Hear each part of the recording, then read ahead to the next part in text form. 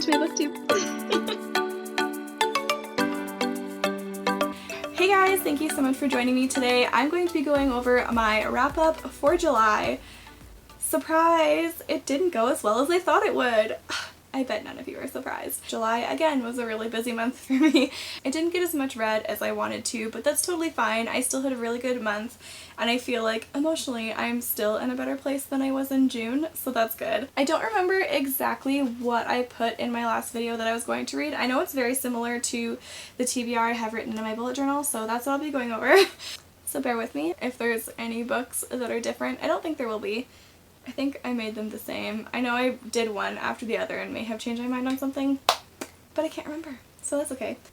The first one I'm going to talk about is a graphic novel. I can't remember if I finished it in late June or early July, so I don't know if I talked about it in full yet. I think the last time I talked about it I was about halfway through. I had just started, and so that is Motor Crush. This was really fun. I really enjoyed the characters. I especially love our main character and her girlfriend. They're so cute. Well, they're not together right now, but I have a feeling they'll get back together. I really enjoyed the graphic novel. I don't know if the story is quite for me. Like I did pick it up knowing that it was outside of my typical genre of what I'm normally interested in, but because I'm just not that interested in racing. There's a bit about her past that I don't want to get into too much, that there's something about her where she takes this crush substance that's supposed to be meant for the motorcycles to make them go faster, but it somehow keeps her going and she needs to have small doses of it over time. So in the first book, we're slowly getting to know like what this is, who she is, the people in her life, and it's very much a setup to the rest of the story.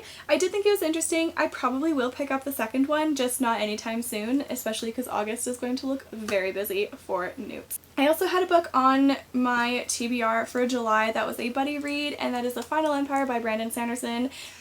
It is the first book in the Mistborn trilogy. As you can see from my bookmark, I'm still reading it. So I didn't finish this. I've been putzing along really slowly because my friend who I'm buddy reading it with went through a big reading slump, so we're just taking our time and going through it bit by bit. I do think she plans on putting this on for her Newts, but I'm not sure, so I didn't put it in for mine, but I'll probably be carrying this over. It is a reread for me, so I'm not too concerned if I'm finishing it or catching up, because I'll still be able to discuss most of what's going on as she reads it anyway, but I definitely do need to make sure that I catch up by the time we read the second book, because I haven't read that one yet. So I also talked about the Kingdom of Back. I don't know where I put the sleeve for this. I thought it was in my bedroom. Apparently it's not. I think this is something that I might wait and read in the winter just because it has a bit more winter vibes going on, and I think that it might be more better suited to my reading tastes that time of year. So it's not going to be a DNF, it's just going to be a not for now, I guess. But I do plan on picking it up and finishing it this year. I think I'm just going to take some pressure off myself from trying to finish this book because I would rather go to it with a fresh mind and ready to read it because I do know it's going to be great and I do know I will enjoy it. I'm just not in the mood for it right now. So another one that I didn't finish, but was also a reread for me, was Kill the Queen by Jennifer Estep. I really liked the story when I read it about a year ago, and I'm hoping to pick up Protect the Prince, which is the second book, sometime this year probably.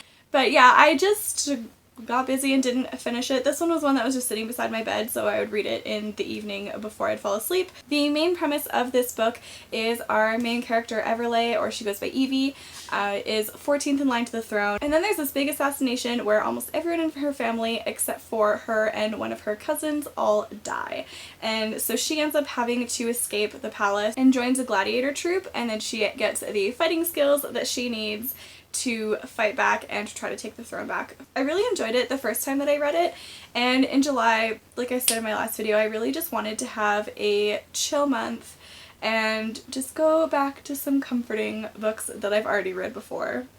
I mean, I don't know what's comforting about murder, but I really liked the story. There is something really comforting about going back to a book that you've already read, so that was mostly what I did in July. Yet another book that I didn't finish. It's The Sword of Destiny by Andrzej Sapkowski. I haven't heard from my friend that I was buddy reading this one with, so I'm probably just going to pluck along at it on my own and then we can discuss it another time because it's been, what, 2 months that it's been on my TBR. So I may pick it up in August, otherwise maybe we'll pick it up again in September, but I'm probably still going to read like a short story every couple weeks anyway because I really am enjoying it and I want to know what happens next. And, oh yeah, just in case I didn't say, it is the second set of short stories in the Witcher series. So I'm really enjoying getting to know the characters that I fell in love with through the game and the TV show, and I'm just loving them even more in the books. So I really do want to continue with it, and I might not be able to wait. When it came to The Soul of the Sword by Julie Kagawa, I didn't touch this at all in July. This was the one that I was listening to via audiobook, and I think I said in my last video that I just wasn't quite feeling the story at the time. Just where things left off at the end of the first book and are carrying on into the second. It's not exactly a storyline that I am typically that excited about, so I don't want to give away any spoilers, but I am hoping to get to this one soon because I really loved the first book, and I've heard that the third one is great and that this one might have middle book syndrome, so we'll see how that goes. But yeah, I didn't touch it at all in July. Sorry. So one book that I did finish was Gideon the Ninth by Tamsin Muir. This book was so good. I loved it so much. I have raved about it to everyone that I've talked to. It follows our main character Gideon, who lives on the 9th planet, and all of the planets in this area focus on a different type of necromancy. She's an indentured servant to the royal family, I guess, or the head family on this planet, and their daughter Harrow is the heir, and her and Harrow have not got along ever. They're always very cruel to each other, but they end up having to work together because they need to go to the first planet because the Emperor is having a sort of, it's not really a competition, it's more of a training thing to see who can be the next lictor and serve the Emperor. So Harrow really wants to be a lictor. Gideon ends up having to be her swordsman. I can't remember what the term was for it, but they end up having to work together, and just watching their relationship and the two of them work together and figure out all of the puzzles. And then there's a lot of, like, I think a really good way to describe this book is it's a sci-fi fantasy murder mystery, because there's tons going on when they go to this Gothic castle in space, basically, and there's deaths of some of the other competitors and people who want to become lictors as well, and they're trying to figure out what's going on, and it's so interesting and it's so good, and I really, really, really loved this book. The second book, Harrow the Ninth, came out a couple days ago, so I ordered it and it is on its way because I'm hoping to read it soon. I'm hoping to buddy read that with someone, so I just need to finalize the details with her and see if she wants to buddy read it together, because we both loved this book and I'm so excited to get into the next one. And if you do want to pick up Gideon the Ninth, I would highly recommend the audiobook.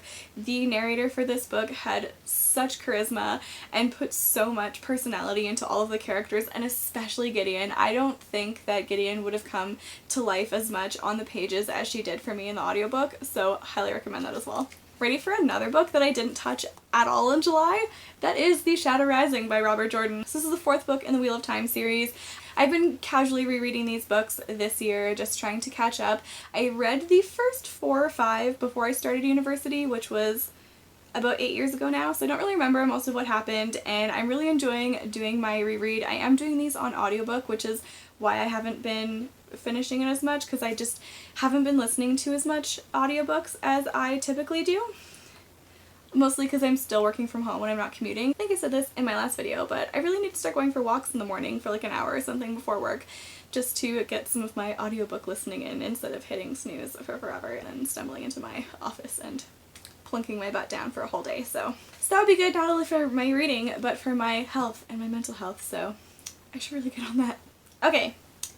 Now we are mostly getting into books that I actually did finish. Throne of Glass by Sarah J. Maas. This is the first in the Throne of Glass series. I loved this book as much as I did the first time. This was one of the first books that I picked up after my couple-year reading slump post-university, so when I read it the first time I just kind of flew through it because I was having so much fun, and I didn't pick up on a lot of the foreshadowing, so picking up on it this time was so enjoyable. I really had a good time with that, and I just love Selena, so I know some people don't like her, but I really find her humorous, and she's my kind of gal. Yeah, I did finish this one. Unfortunately, I'm an idiot, and I took it on the lake when we were camping, and it got a bit of water damage, so I'm pretty upset about that because I was just casually reading it in the tube while the guys are fishing and pulling me along behind them.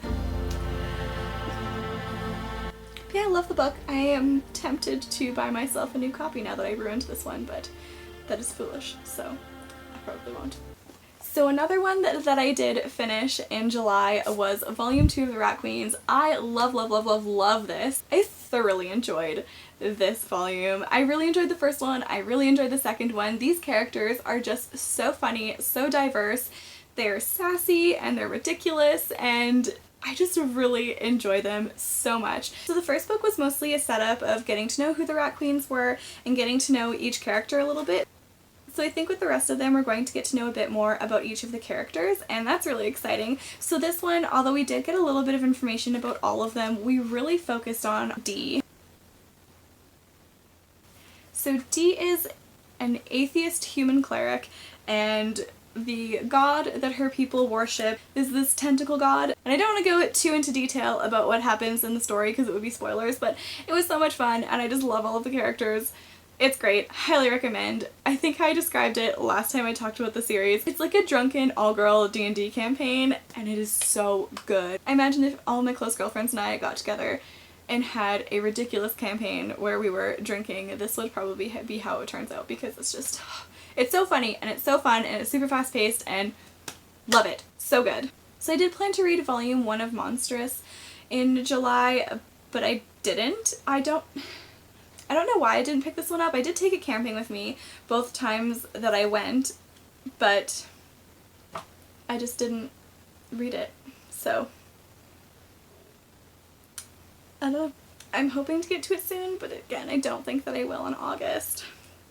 But I did read Volume 1 of Saga, and this one surpassed my expectations. I wasn't sure if I was going to like it because it's mostly a sci-fi series. There is a bit of fantasy in here too with some of the magical elements, which I really enjoyed. So it follows our two main characters who also have a baby, and the story is told from the perspective of their daughter. And so it's really unique and it's really fun. They're both from different planets that are at war with one another and seem to have escalated this war into the whole rest of the galaxy, and it's been going on for a very long time, but it was really fun. It was a really enjoyable story. I flew through it in a night, and I'm definitely going to be picking up Volume 2 sometime soon. So another book that I said that I was hoping to get to last month was The Betrothed by Kira Cass. I didn't pick this up at all. I just didn't have time. I really do want to because it sounds super cute and really interesting. She catches the eye of the king and wants to prove that she's worthy of holding the throne, and there's supposed to be a little bit of magic going on too, and it just sounds like a really light romantic fantasy story, and sometimes you just gotta have one of those. So I do want to pick this up eventually, but I don't think that I'm going to be able to in August because August is going to be a busy time. So we'll see how that goes. Anyway, thank you so much you guys for watching. I appreciate each and every one of you so much. Please tell me, how did your month of July go? I would love to know. Am I the only one who chooses way too many books to read and then just doesn't follow through? Or is it just me? But anyway, thank you so much for your time. Have a great rest of your day. Bye!